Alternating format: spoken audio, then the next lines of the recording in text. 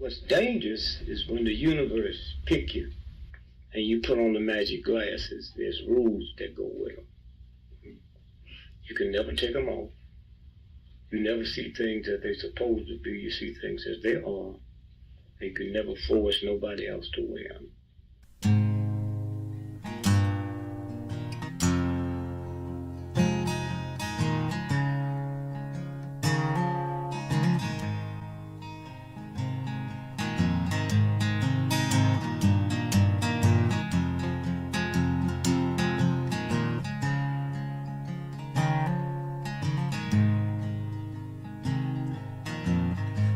I think while I lie awake and contemplate tonight are wearing me out. Well, maybe tomorrow the world will wake and get it right, but I have my doubts, yeah.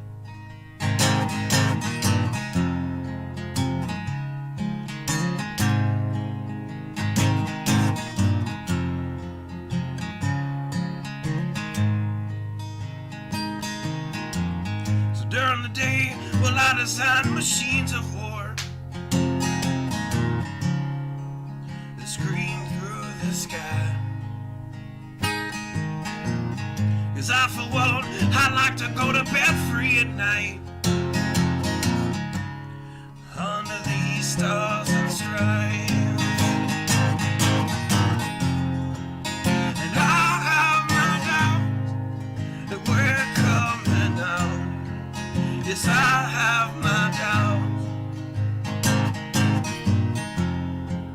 and I have my doubts that we'll make it back out. Yes, I have my doubts, but to wind you up and pull the cord until you're spun right out, and I don't understand. Roll the dice and raise the price to feed the machine's mouth. Call it the progress of man. And I have my doubts that we're coming out. Yes, I have my doubts.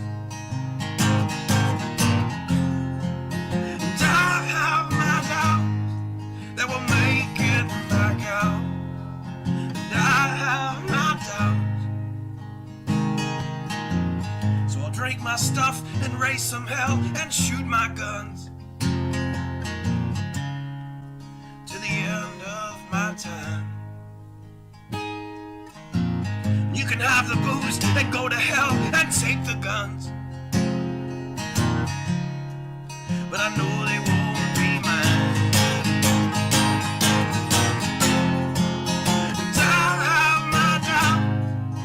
We're coming out. Yes, I have my doubts, and I have my doubts that we'll make it back up. Yes, I have my doubts. So we're all messed up and out of touch. Let's text someone who's in the other room. So don't wonder why we don't say hi or know anyone. I might as well move to the moon. So maybe I'm wrong. Well, I hope that I'm wrong. So maybe I'm wrong. Well, I hope that I'm wrong.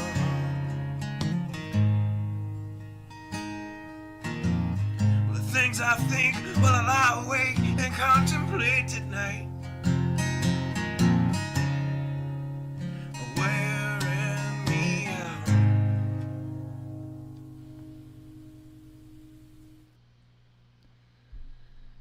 Good evening. Hope everyone is doing well. I was sitting down and looking at the different news throughout the day, trying to decide what to title the show. And wow, this economic situation is not a good one. It's not just the U.S., it's the EU, the U.K., everybody for the most part. And I can't speak to the ruble. I can't speak to whatever the hell China's got, the yuan, I guess. I can't speak to either of those. I believe that the ruble had just really kind of sunk, if I'm not mistaken. But at the end of the day, I don't know that really any of that makes a damn bit of difference. Now, obviously it does when it comes to countries doing business back and forth between one another. But as far as within a country in and of itself, not so much. I don't know. I don't know a whole lot about finances and all of that good stuff. That was just never one of my fortes. I don't know. And from what I have been able to ascertain from watching for the last, I don't know, however the hell many years, I really started paying attention economically. Don't get me wrong, I paid attention back in the 90s and of course the late 80s when NAFTA was rolling out. I paid attention to all the companies and stuff like that jumping ship. And then of course I paid attention during the whole 2008 debacle. And I knew less about the economy or finances, if you will, then than I do now. I don't know much more now. But it seems to be pretty grim. Now, I don't know that makes a whole hell of a lot of difference, to be honest. Because it seems to me like these countries just do whatever they want to do anyway. So, like, let's say something catastrophic happened with the dollar, and hang on here, proving a couple of people for our local group. So let's say something catastrophic happened with the U.S. dollar, and so that no other country would do business with the U.S. dollar. In this country, as long as we still use the dollar, we will still be able to buy goods and services. Now, all that stuff's gonna be sky high, but there's gotta be some type of way to transact business. And I know a lot of people are saying, "Oh, well, I've got a way. I've got silver. I've got gold." Okay, I don't think it's a bad idea to have silver and or gold. Not at all.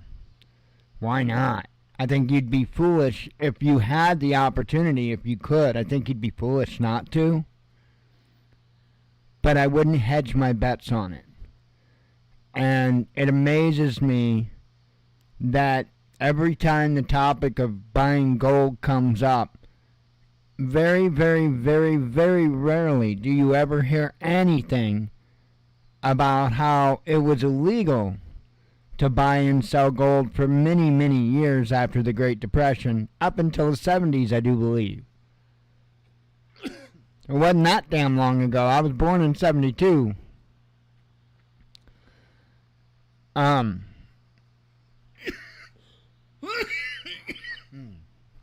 don't know how much good that kind of situation would do when it comes to the value of gold. Probably not real well, because it doesn't matter. If people can't go anywhere with that gold to get to you're going to do one or two things. You're either going to use that gold to purchase something else that you need, or you're going to hoard that gold for a better day. Now, if you're hoarding the gold for a better day, right on. More power to you. But if you are in the mindset that, well, I'll get the gold and then turn around later and purchase things I need with that same gold, I would say hold up. And the reason why is because it ain't going to take very long before that gold will be absolutely worthless. See, even the Bible talks about this. Because the truth of the matter is, that gold, regardless of what anybody tells you, has a variable price. Right? And if you've got a choice between starving to death or having an ounce of gold, or starving to death with an ounce of gold, or eating and not having an ounce of gold, most people, I think, are going to choose to eat at some point. Oh, they might try to resist. They might try to hold out as long as possible. But most people, at some point, are going to give in and eat. That gold means nothing to a starving person. I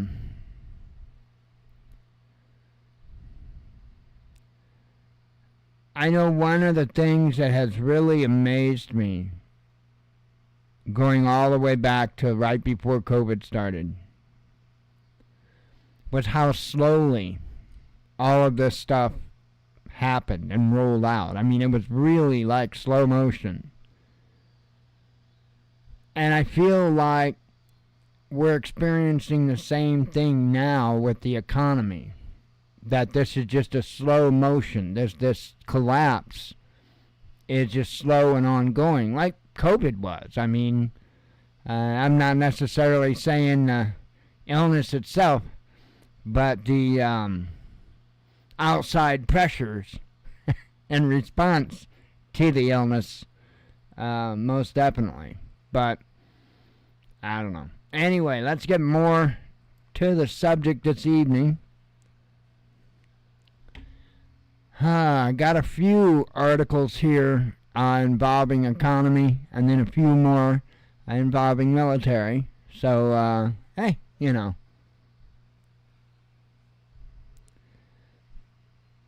Gotta get your bombs and your bills. Your bombs and your bills.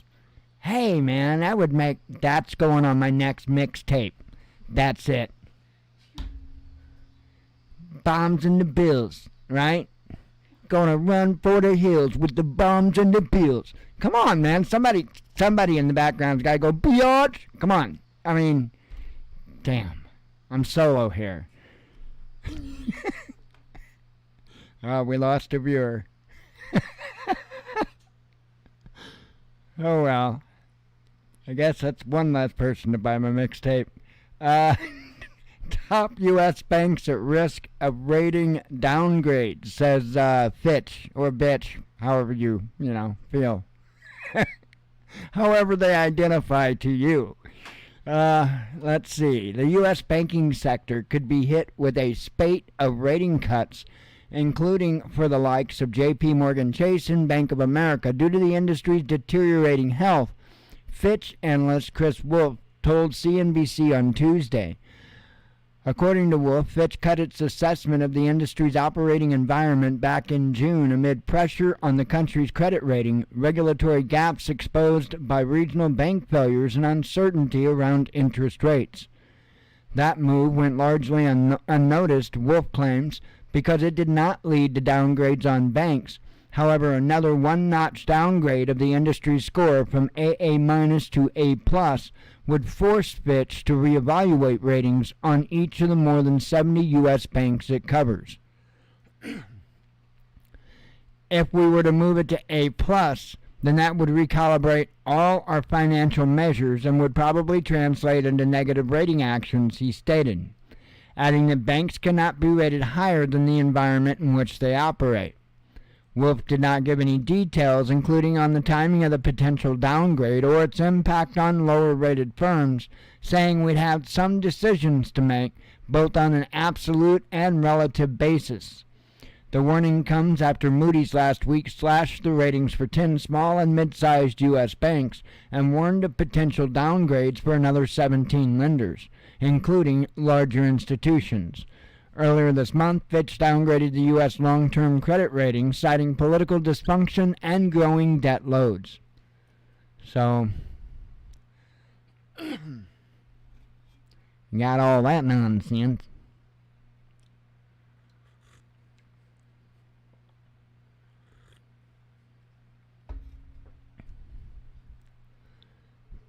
And then jumping across the pond there for a couple of articles. It all matters. So, I mean, that's why I cover it. All of our economies work off of one another. And if that thought frustrates you, cheer up. The silver lining to the cloud is we're the one taking this bitch down. So, a lot of other countries are going to have a lot more to bitch about than we do. Because we're taking them with us. Just saying. EU's largest economy projected to stall. The German economy will remain stagnant in the second half of the year as it continues to grapple with the fallout from a winter recession, Bloomberg reported on Monday. According to a survey conducted by the outlet in early August, economic output in Germany shrank in the second quarter and will stall in the 3 months through September, marking a deeper than expected decline. The EU's largest economy will be the only G7 member to face a contraction this year, the International Monetary Fund previously predicted. The forecast for the German economy has been revised downwards, with expected growth of just 0.1% in the fourth quarter as domestic demand and the expectations of exporters have both weakened, according to Bloomberg. German industry is struggling amid weaker demand from China, shortages of qualified workers, tighter monetary policy, and the protracted fallout from the energy crisis, the outlet noted. So, this one here is referring to Germany, for the most part.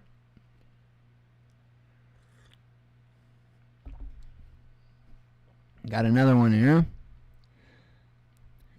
The Netherlands. EU country slides into recession, says data. And I will argue this. I think the whole damn planet has been in a recession for probably a couple of years at this point. I think we're definitely knocking hard on the door of depression. I won't say that we're there yet. I won't say whether we'll make it there or not. I don't know. I actually suspect that where we're going is going to make the depression look like happy days. But there's a lot of reasons for that.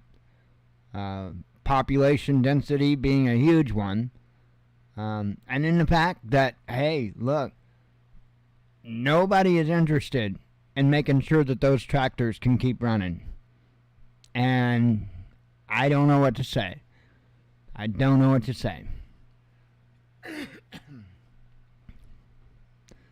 of one of those things. I would advise people that listen to this show to get on it. Get yourself set up. Make sure your systems are working, functioning properly. You understand them. You can diagnose and repair as needed. And don't let it happen to those around you. That's all you have control over. No matter what, that's all you have control over in your life is just that space around you, whether that's your community or just in your home.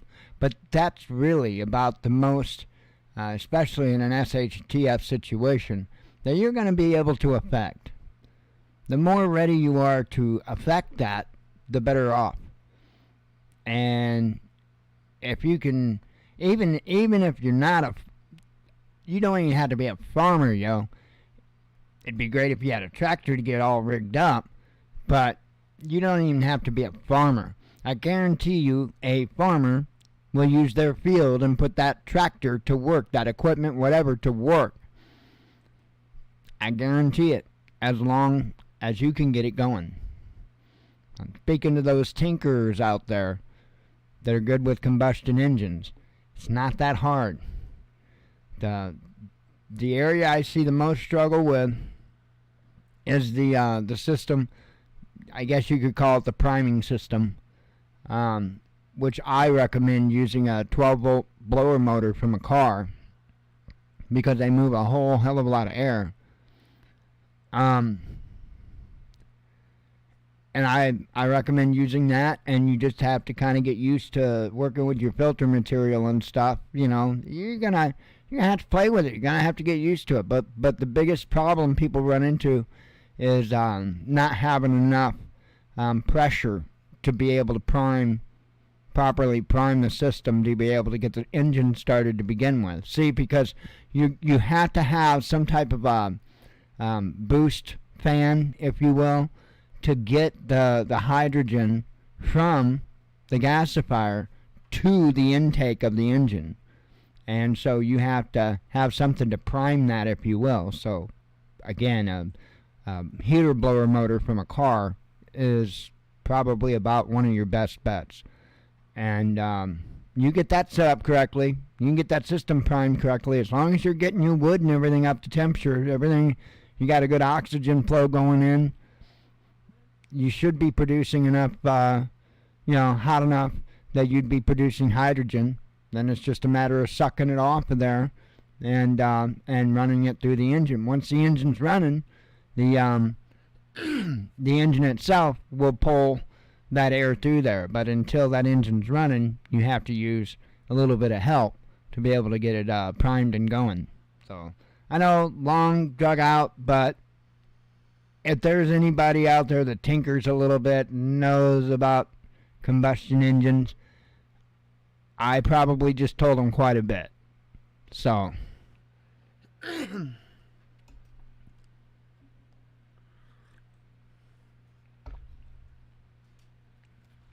howdy, Leo. So this is the Netherlands, as I said. It says the Dutch economy has entered a recession after falling for 2 consecutive quarters, statistics Netherlands CBS revealed on Wednesday. The Eurozone's fifth largest economy shrank 0.3% quarterly between April and June after a 0.4% contraction in the first 3 months of the year. The Netherlands, I love saying it that way, I can't resist.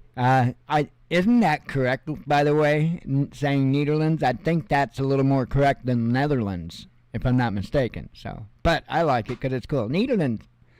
The Netherlands is facing a first recession since the pandemic, driven by weak exports and lower household consumption as surging inflation pushed up food prices and energy bills, according to CBS. Dutch economic growth reached almost 5% this year in 2021 and 2022 in a quick recovery from the COVID-19 crisis. The Dutch contraction of 0.3% is striking compared to the economic development in neighboring countries. In France and Belgium, the economy grew by 0.5% and 0.2% respectively in the second quarter of 2023 compared to the previous quarter, CBS said. Exports of goods and services dropped by 0.7% quarter to quarter in the 3 months through June, data shows. As a result, the trade balance made the most negative contribution to the contraction in the second quarter, CBS noted. Am I putting you to sleep yet? I'm putting myself to sleep here. Yeah, just not good. It is not. I don't think there's anybody doing really well, except for the military contractors. The military contractors, man, they're making a boatload of money right now. It's great for them. Oh, and Joe Biden's kids. If you're one of Joe Biden's kids and not dead, then too soon? No, that wasn't too soon. We're talking about the Biden crime family here. Anywho,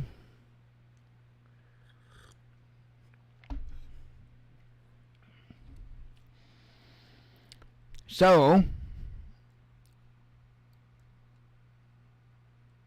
I have to do this story just so that I'm not the most ridiculous thing you've heard today. U.S. city sends weapons seized from criminals to Ukraine. Sons of bitches.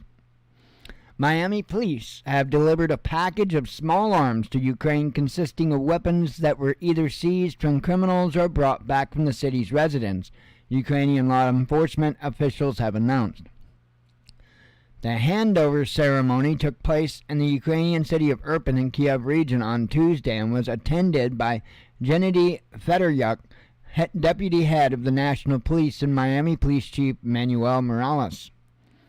Weapons seized from criminals on the streets could be used as instruments of crime. At the same time, these weapons transferred to our units will become another tool for maintaining order and security, Fedoryuk said. Now, see, only if you are a nation are they good at maintaining order and security. If you're just a citizen, well, they're just too dangerous for that. I mean, no. Insanity.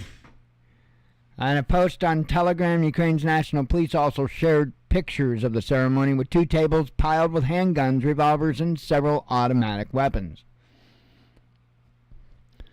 While Fedoryuk did not specify how many guns Miami donated, the Irpin City Council said that a total of 102 small arms pieces and 150,000 rounds of ammunition had been handed over. He added, however, that not all of the package had been seized from criminals, but that some had been bought back from residents. So there's your cash for guns crap that was going on. It's insane.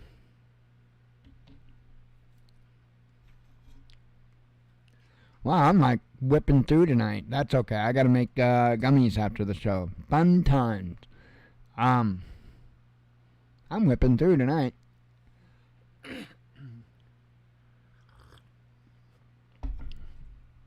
Now I gotta poke a dog. I'm being ignored. U.S. military U.S. military could create global biological crisis, says Russian Ministry of Defense. Well, yeah, so could you, and so could China, and I'm sure North Korea, and probably a few other nations. The U.S. military is studying pathogens that could be used as biological weapons as the nation prepares for a potential new pandemic, the commander of Russia's nuclear, biological, and chemical defense forces, Lieutenant General Igor Kirillov, claimed on Wednesday. The list of diseases that have attracted the attention of the U.S. specialists includes anthrax, tularemia, I'm not sure, I've never heard of that, and various coronaviruses, Kirillov told a media briefing. Some of these pathogens are listed by the U.S. Centers of Disease Control and Prevention as high-priority threats that can be used as bioterrorism agents. There is a clear trend. Pathogens that fall within the Pentagon's area of interest, such as COVID-19, avian influenza, African swine fever, subsequently become a pandemic. The American pharmaceutical companies become the beneficiaries, the general claimed, without elaborating. Let me speak to that. Not that per se, but I didn't fall asleep last night. It was after 3 in the morning before I fell asleep last night. Yeah, my back was tearing me a new one, but aside from that, I was watching it's not I can't call it a documentary because there was too much of a drama aspect to it, you know. Like an regular acting aspect to it. But Painkiller is the name of a series that's on Netflix right now. And I'll tell you what, you watch that and you will be mad. You will be pissed once you see exactly what they did. And the bastards, for the most part, got away with it. For the most part, they got a slap on the hand and got away with it. They literally knew that they were going to be essentially getting people hooked on heroin by widely prescribing oxycodone or Oxycontin. It was insane. It was insane.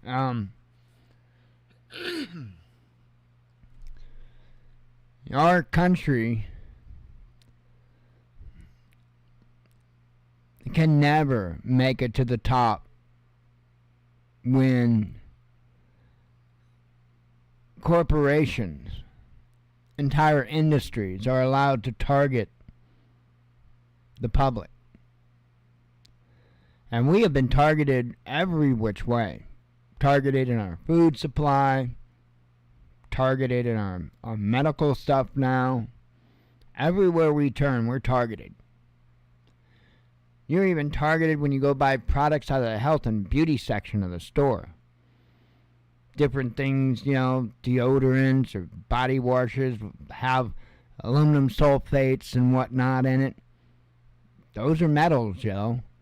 And those are metals that you're sitting there and opening the pores up of your skin and allowing those metals in. It is insane what they are doing to us.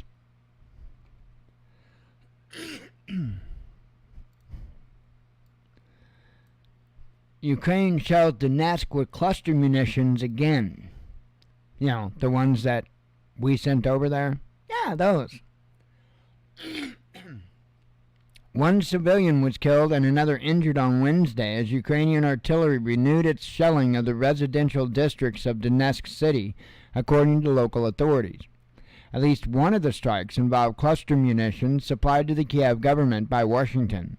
Artillery destroyed or damaged several residential buildings in the Kirovsky district, killing a 70-year-old man, the Joint Center for Control and Coordination said in a report on the shelling. Another strike on nearby, Yasinuvataya. I believe I actually said that somewhat close, so I'm going to call it on that one and hope they don't say it again. Targeted the electrical utility. A 48-year-old man was injured, according to the authorities. Photos posted on Telegram showed the destruction of residential homes on Leotovich Street, where the 70-year-old died. A dog appears to have died in the rocket strike as well. Cluster bombs were used later in the evening on a residential area in the Kievsky district. The dual-purpose improved conventional munitions for 155mm howitzers were sent to Ukraine by the U.S. last month due to a shortage of conventional high-explosive ordnance, as President Joe Biden admitted. So, yeah, this is insane. That's nasty stuff. What concerns me is here we're doing all this stuff or helping do all this stuff in other nations. This is not the first. I am concerned that there's going to be a number of countries that bring this home to us.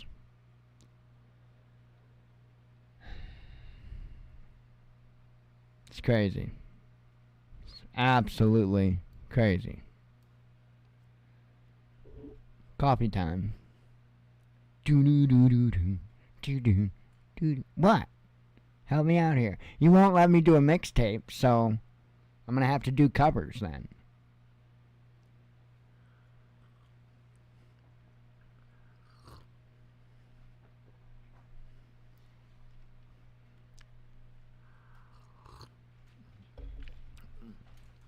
Let's see.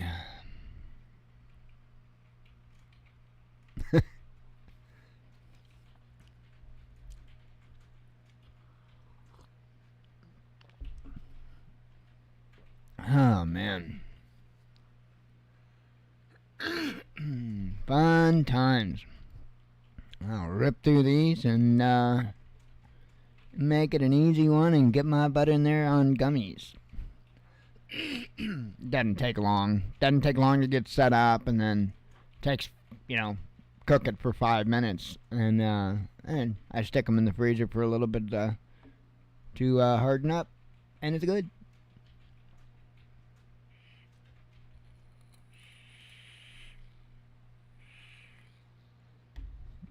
Done it so many times I could probably do it in my sleep. All right. Lesbian speed dating event canceled over transphobia. You see, we had to lead in with that one. So, Leo, your event's canceled, man. You can't go to the lesbian speed dating event. Ukrainian drones shot down in western Russia, says MOD. U.S. admits concern over Russia-China relationship.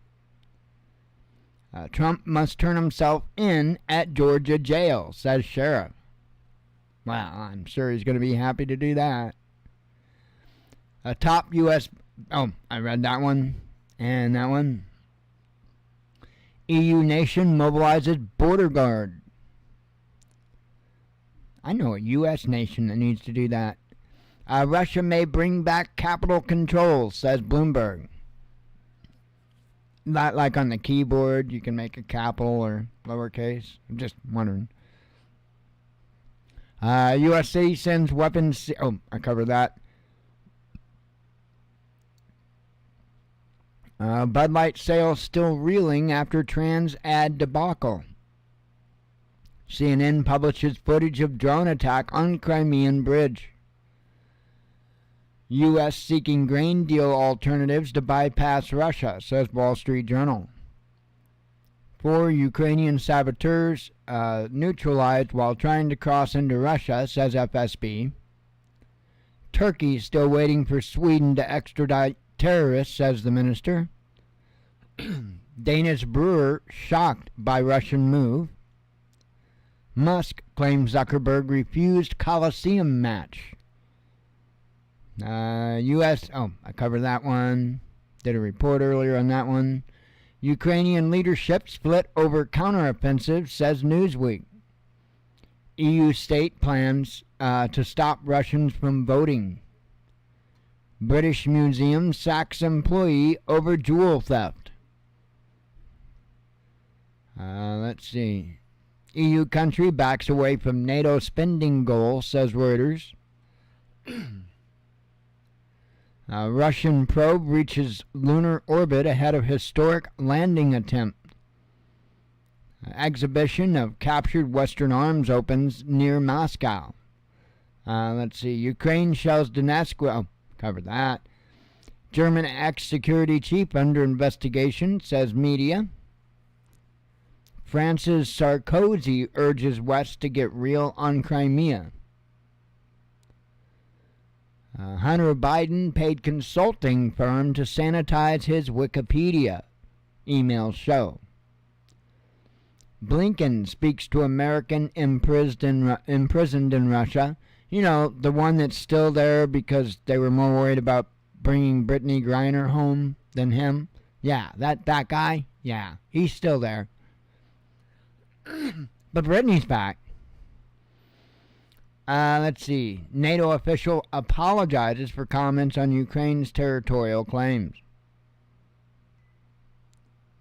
And that's it. That is it, yo. I can go work on the mixtape now. No, I'm coming out. I'm just not going to release it on YouTube's. No. Gonna be the bestest mixtape ever. Call me MC Mayo.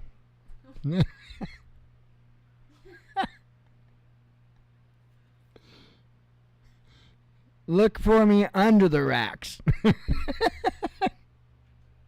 Anyway, I am gonna get out of here. Yeah, it was kind of a quick night. That'll work though. I'm gonna get these gummies made and. Anyway, I will talk to all you tomorrow, God willing, and well, we'll see how much further I am on my mixtape. Anyway, as always, God bless you. We love you. Be one with your spirit, and shalom.